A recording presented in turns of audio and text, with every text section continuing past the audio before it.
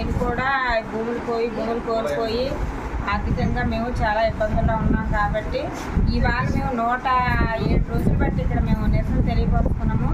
అదేవిధంగా అందరూ కూడా మేము ఏదైతే నిరసన తెలియపరుస్తున్నామో ప్రతి ఒక్కరికి పోలీస్ శాఖ అవ్వండి, గవర్నమెంట్ అవనివ్వండి, ఏ మంత్రి శాఖ ఏదైనా సరే అందరికీ తెలిసిన విషయం ఇది.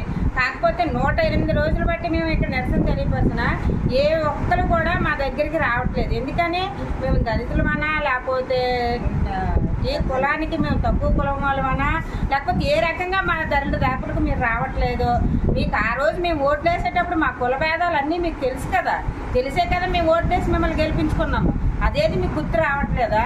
ఈరోజు మేము ఇంత బాధపడి మా భూములు పోయాయి, మాకు బతుకులు లేవు, మా పిల్లలు మేము బిచ్చగాళ్ళం అయిపోయాము, అనాథలం అయిపోయాము అని మేము ఇలాగా మాకు ఎవరైతే ఉపకారం చేస్తారో వాళ్ళ పక్కకు వచ్చి మేము నిరసన తెలియపరిస్తే ఈ రోజుకి ఒక్కరు కూడా రాలేదు.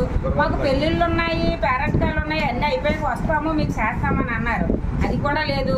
ఈరోజు మమ్మల్ని ఏంటంటే ఉగ్రవాదుల కింద, లక్షరేట్ల కింద, వాళ్ళ కింద మమ్మల్ని భావించుకుంటారు. రోడ్డు ఎక్కితే మాత్రం మేము రోడ్డు ఎక్కి మాట్లాడే హక్కు మాకు లేదనమాట.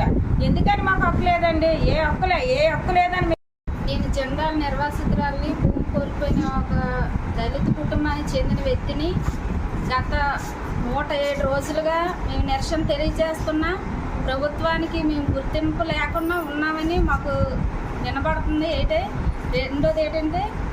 రెండో విషయం ఏంటంటే ఈ రోజుకి వచ్చి మమ్మల్ని ప్రభుత్వం పట్టించుకోలేని పరిస్థితి వచ్చింది. తర్వాత ఏంటంటే కులం మతం అనే ఒక భేదాలు ఉన్నాయి పూర్వకాలం నుండి.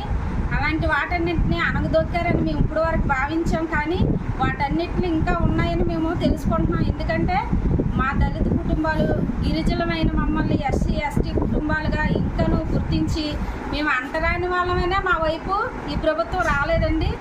రాలేదు అంటే దానికి కారణం మేము అంటరాని వాళ్ళమని ప్రభుత్వాన్ని తెలియపరుస్తున్నాం. స్వతంత్రం ఉన్నా సరే క్యాస్ట్ ఫీలింగ్లు లేవని ప్రజల మాటలు చెప్తున్నా సరే ఈరోజు అదే క్యాస్ట్ ఫీలింగ్తో కొండదొర, కోయిదొర, అర్జునులు, గిరిజనులు అనే ఒక కులాభివృద్ధి చూసి వాళ్ళ దగ్గరికి మేము వెళ్ళడం ఎందుకు? అంటరాని వాళ్ళు కాబట్టి మేము దూరంగా ఉంటామని ప్రభుత్వం దూరంగా. మేము రోడ్డు మీద తిరగడానికి, రోడ్డు మీద మా బాధలు నిరసన తెలియజేయడానికి మా స్వతంత్రం ఇవ్వలేదండి. ఇలాంటి పరిస్థితి మా దళిత కుటుంబాలకి, మా అర్జునులకి, మా గిరిజనులకి ఇలాంటి పరిస్థితి రావడం చాలా బాధ.